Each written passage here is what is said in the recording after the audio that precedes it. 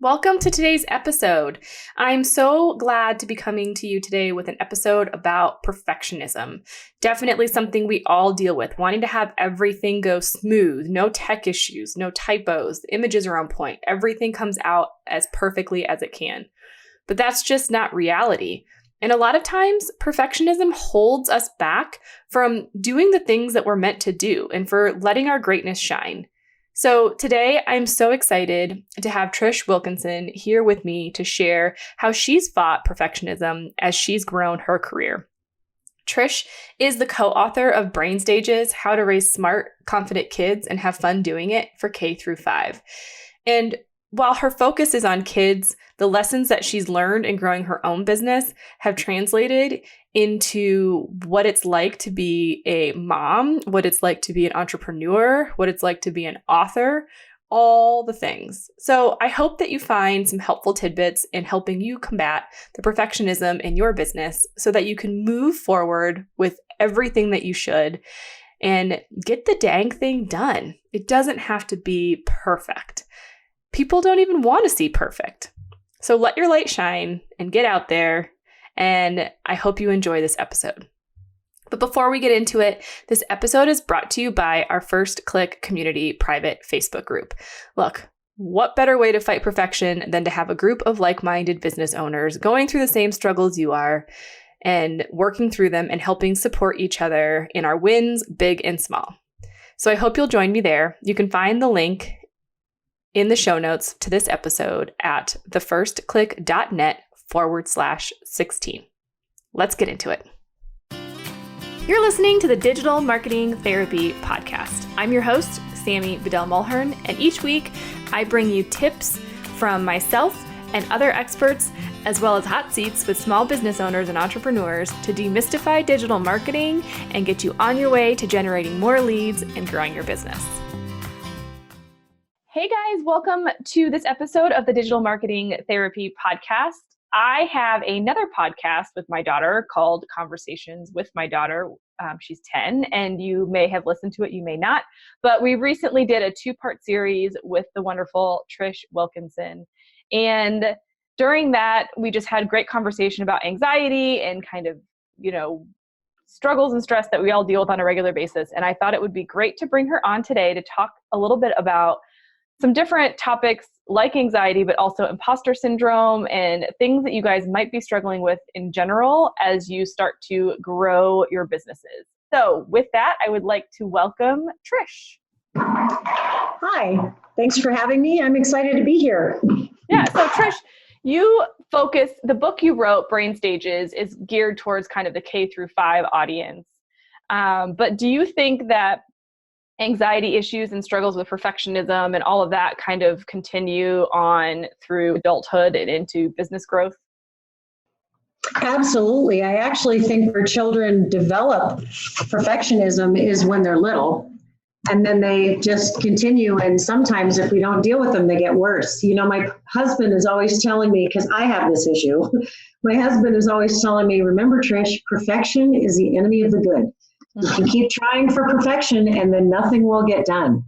So I've had to learn to create blocks of time to do things that just no matter what, I'm going to do that project during that time. And no matter where I am, unless it's due, momentarily or whatever, I work during that specific period of time. And then when the alarm goes off, I go to the next thing so that I can keep myself focused, because otherwise there are so many distractions. And then I keep trying to, fine tune it and make it better. And then I don't get 3 other things on my list done. Mm-hmm. Well, and I like what you said about putting time limits on things and structuring your schedule that way, because it's true. You could spend a whole day writing a blog post. You could spend a whole day perfecting your graphics. But at the end of the day, just getting something done, if you do nothing, you get nothing. So exactly. You have to just move forward. And I've had a few days like that too, where I've just gotten nothing done. I felt like I've worked hard all day. And then that's another thing I do is at the beginning of the day, I decide what I want to get done that day. And at the end of the day, I assess how much I got done. Mm-hmm. Because if I don't do that, time gets away from me too. So I did a podcast episode a couple of weeks back talking about how I structure my day.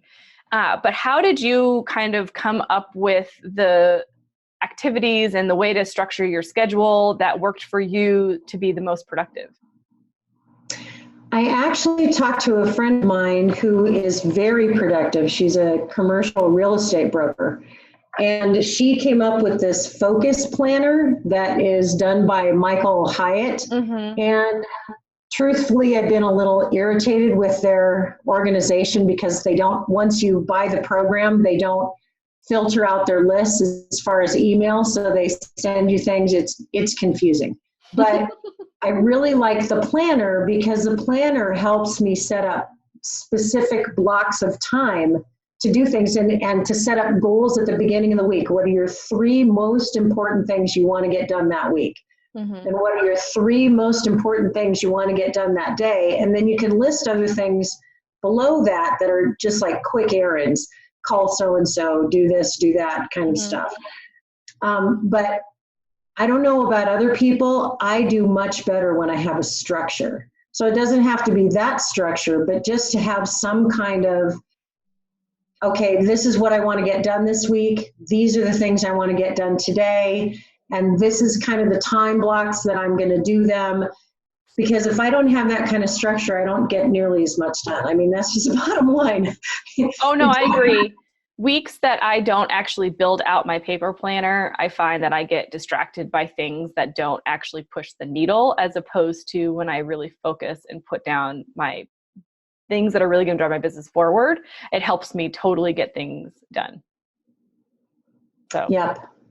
But I have to have a structure. It's just, yeah. So let's talk about perfectionism a little bit, because a lot of people that listen to this podcast are, newer in their business, or they don't feel super comfortable with digital marketing. And so they tend to not do it because they don't want to come out looking bad. They don't want to have typos. They don't want to have, everything perfectly polished. They don't want to launch their website until everything's pulled together.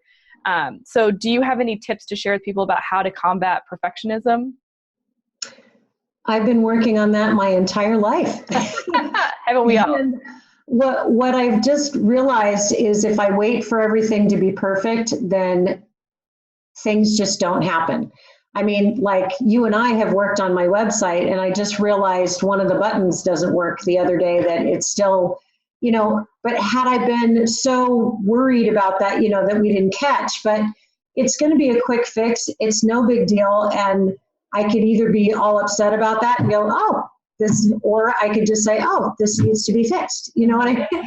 And it's taken me a long time to get there. I used to sweat the small stuff, I guess. And I think perfectionism is a way, it's kind of a defense mechanism, so we don't have to step out and take the risk. I love that you said that. That is so true. That is so true, because I think especially with digital marketing and marketing in general and putting yourself out there, I think people tend to come up with reasons why something isn't done, quote unquote, right, so that they can avoid the launch. Right, exactly. And I think our fears of failure, okay, so if I just get this in place, then it'll work. Well, now I have to get this in place because then it'll work, instead of just going out. And no matter how perfect we think we've gotten it, there's always going to be mistakes, especially in the beginning, because sometimes there's just no other way to learn certain things except through mistakes. But mistakes are actually a good thing, because that's how we learn what to do next time. And sometimes we pay a little bit for those mistakes, but in the long run, I think, you got to start somewhere. Like my first parent workshop that I did, the parents were really happy. The principal said she was grading me as a mom instead of as a principal, and her kids were in middle school. Well, the workshops are designed for parents of kids in kindergarten through 5th grade. So there were certain things that I didn't cover, and that bothered her. And she told another principal friend of hers that, and so I didn't get the workshop at the other school. Well, now I know how to structure it kind of to make everybody happy within just a few words, because I've done it several times. Does that make sense? But if Absolutely. had I not done that first workshop and been willing to not be perfect, I wouldn't have been able to figure out how to fit in all of those parts. Now I have parents participating in games, and we play ball games, and I show them jump ropes. So, it's all very interactive now. But when I first started it, the things I tried to be interactive with, I found out parents don't want to jump rope in the evening when they're tired. I mean, there were things I just found out that I didn't know. And had I not started somewhere and just started, I've had very successful workshops since then from what I learned from that first workshop. And the other principal, she'll still schedule a workshop in the fall. I just didn't get it in the summer. You understand what I'm saying? So it wasn't catastrophe. It's still going to be fine. I'm still going to have a workshop, but now I know what I didn't know. And I think sometimes there's no way to figure out what we don't know until we jump in and take the risk. Well, and it's all about flexibility too, and being open to the feedback that you're getting and understanding who you're going after. I think the same thing happened for me in my business when I first started. I thought I was going in and to do a specific thing. I was going to just create content and just help businesses promote the content. And that wasn't reality. The people I was meeting and the people I was working with needed websites that functioned, because that was where they were really stuck at the beginning. So being able to pivot and being comfortable with pivoting within what you want to do, but learning and growing from your audience is important. And if you don't put things out there, then you're never going to get that feedback to understand how you can better yourself. It's not about failure. I think that's the important thing to say.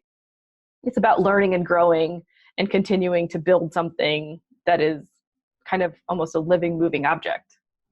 And the thing is that other people are much less judgmental than we think. We're much more critical of ourselves. Like, even though I got that feedback from this principal, and I've actually improved the workshops as a result of that feedback, the workshops really were designed for people with younger children. So that was part of but in the meantime, because I had that feedback, now the workshops are just so much fun. Yeah. The parents get so much out of it. But at the time, I was scared to death to do that first one because perfectionism and imposter syndrome. Do I really know enough about this? Mm-hmm. And I was in classrooms and taught all the grades for 23 years. Yeah, I know, but I raised my own two quirky kids. I know. But for whatever reason, we doubt ourselves. And I'm not really sure what that's about. Do you think it's worse now that it's not a workshop in a classroom or a workshop at like a chamber of commerce, like where you've got people sitting face to face in front of you, that now online, because it's Facebook Lives and Instagram Lives and YouTube and all that people maybe are just more concerned about putting themselves out there? What if my hair and makeup doesn't look perfect? What if my technology doesn't work quite right? What if I fumble over my words? Like, do you think perfectionism in the online space makes it harder for people to put themselves out there? I don't even think it's any of that. I think what it is when you do things live, you're just on the fly. Like I still do workshops live, and you're on the fly, and it just is what it is. Mm-hmm.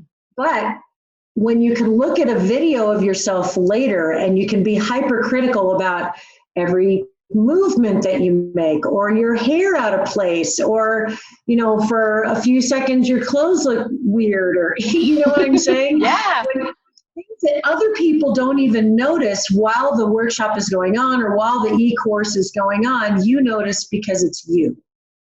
And you're seeing it back, you're watching it back, maybe more than once, maybe several times for whatever reason.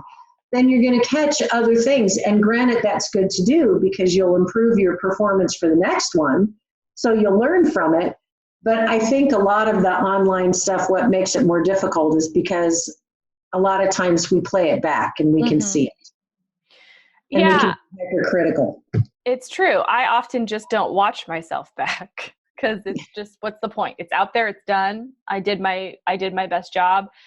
I also think that because it's so much easier for people to go live on video and for people to put things out there that have their face on them, what we're seeing is that people don't want that perfection, that if you look more real and if you not act, but if you are yourself and you own your mistakes and you say, oops, I screwed up on that. Sorry, let's go back to this, or what have you.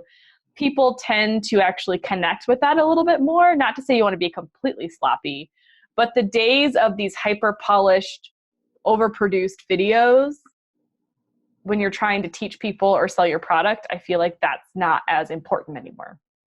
Well, and I think too, when we were doing it in the early years, we felt like we were trying to copy what was on television, where they have a lot more equipment, they have multiple people to help them. It's a completely different medium. And we were trying to emulate that perfection. And now that we're taking videos and doing the things that we're doing on the fly, and we don't have the staff and the, and all the equipment to do all the fancy things they do on TV, it's going to be different. It's basically a different medium. And I think now people have more adjusted to that than they had in the earlier days. I think we don't have to be as perfect because it's a different, it's a different kind of setting. Well, and you brought up something I want to touch on with imposter syndrome. I do digital marketing and website development, and there are 9 million people on the planet that probably do the same thing that I do. And it can be very easy to say, well, I'm no different than anyone else. I'm not going to keep doing what I'm doing. It doesn't matter. I'm no better than anyone else. And I think same for you in that, everybody has a different philosophy on how they should raise their kids and what education should be like. So it could be very easy for you to just say, you know what, I'm not going to continue to share the knowledge that I have that I know can help people. But at the end of the day, you're going to resonate differently with parents than person XYZ will, and same for me. So when you go up to these workshops, or as you've grown in your career and you've got, your book out there, how do you deal with, the critics or the naysayers, even if it's just in your own head, and still get out there and lead those workshops like you do? Interestingly, one of the things I have to learn not to do, you notice I mentioned the principal, who was the only one who said anything even partially negative. All the parents gave me, 5 stars, said wonderful things, and really the workshop was for them, right? So, but of course, what I focus on is the one negative, and I still have to work on that. And I think that's something that a lot of people, I don't feel like I'm alone in that. I think a lot of people feel, you can get a whole bunch of really positives and one person says something negative, and if you're not careful, I have to remind myself, okay, I got a whole bunch of positive people saying, wow, this was so amazing. I'm so excited to know how my child's brain works now. And the things you talk about to do are so simple. To be able to just tweak our schedules a little bit for kids. And are those the things I focus on? No, I focus on the principal saying, so, and that's what, but most of that, I think that's the only negative thing. In all the workshops, most of the workshops, the people just say, great thing, wow, this was so helpful. So I have to just quiet that little voice going, okay, you got that one comment, before I go into every workshop. Okay, Trish, you got that one comment. You know what you're talking about? Most people are really grateful and excited about what you have to share. But I have to correct myself and actually tell myself in my head. And maybe I have it worse than most people, Sammy. I don't know. I don't think you do. I think we're all there with you. And I also think it's a situation of comparing yourselves to people that are 3, 5, 10 years ahead of yourself. Because I know I've been in my business for 3.5 years, and you're just going out and doing some massive promotions and PR around your book. And so it's very easy to look at people that are a few years ahead of us and say, well, look at how good they're doing it. I'll never get there. Instead of remembering Tina Bryson. Yeah. I'm totally, I know exactly what you're talking about, because I have this other book. I want to be where she is. And, her book came out, 7 years ago? There have been other editions. She has all kinds of follow-up books, and I mean, it's just not realistic. I think that's really true, that we look and see where other people are instead of just, in Spanish they say poco poquito se llena el jarrito, which means little by little you fill the little jar. I mean, we just need to go step by step instead of, okay, I've done this, now I'm going to do this, now I'm going to do this, and just keep moving forward. Because a lot of times if we compare ourselves to other people or we look where other people are, it just seems insurmountable. Well, and it goes back to the perfectionism piece too, of if you don't start doing something today, then you're never going to get to where the people you're comparing yourself to are now. Because, I have to start here in order to get to there. They've already started where I was and they're moving forward. But the difference to me and the people that are successful and the people that are not is the people that pick themselves up when they make mistakes and don't let it define them, and the people that continue to move forward. And so the choice is, do you want to be plagued by perfectionism? Do you always want to compare yourself to other people? Or do you want to blaze your own path and say, I believe in what I'm doing and that I know it can provide value to my audience, and come hell or high water, I'm just going to go for it and it will be what it is. Well, and you can go in and out of that. Mm-hmm. Because I go in and out of that. Sometimes, some days I have rough days and I go, what am I doing? Why am I even doing this? I don't want to do it anymore because I have a rough day. And then, I get a good night's sleep and I wake up the next day and I start again. Yep. But so I think it's important for listeners to know that if you have those days where you just feel like this is never going to go anywhere, I'm not going to be able to do it, you have to also tell yourself, this too shall pass. I'm going to give myself this, period of pity party. Right. And then I'm going to move on, because that's human too, to sometimes just go, I don't know if I can do this. And so that's okay. You to question yourself as long as you get back onto it. Yeah. So when you're in a period of like massive stress and growth, and you're kind of going through those, more consistent, maybe self-doubt days, what are some things that you do? Do you purposefully then take some time to step outside of your business to clear your head? Or what are some things that you do to kind of pull yourself back into, okay, I'm ready to get things done? One of the things I do when I get really frustrated, a lot of times I just need to walk away. So I will tell Alice, who is our retriever, that it's time to go around the block, and she'll get all excited. And it's 10 minutes. I mean, it's not a long break, but it'll be going outside. And I do this in the winter, even when it's snowing, And I just bundle up and go outside and walk around the block. And usually it's cleared my head enough that I can start again.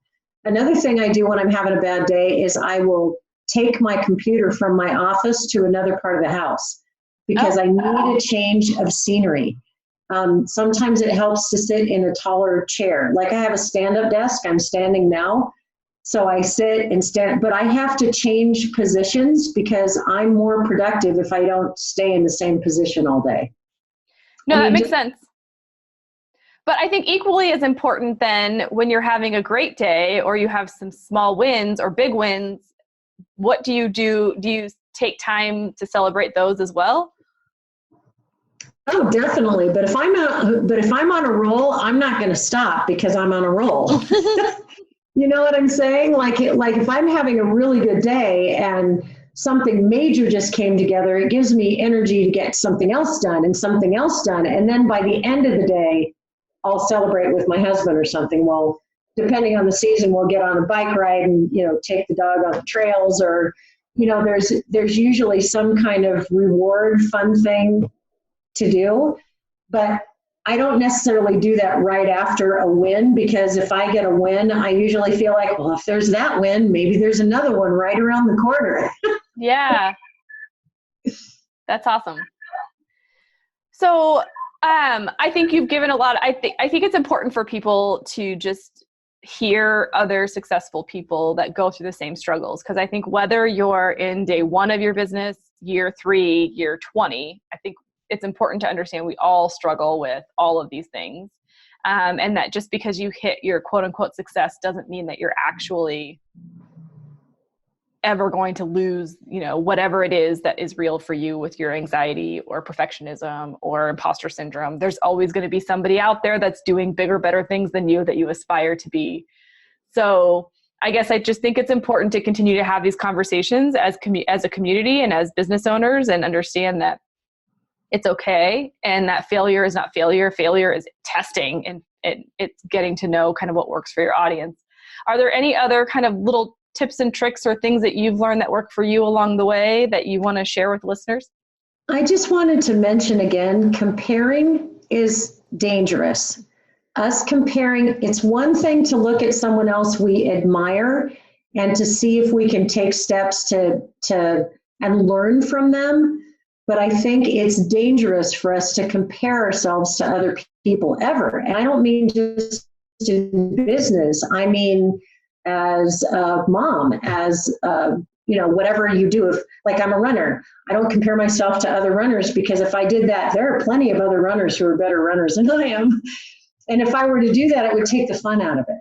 Mm-hmm. And I think to celebrate our wins and do our best to appreciate what other people do and learn from other people, but to not compare ourselves.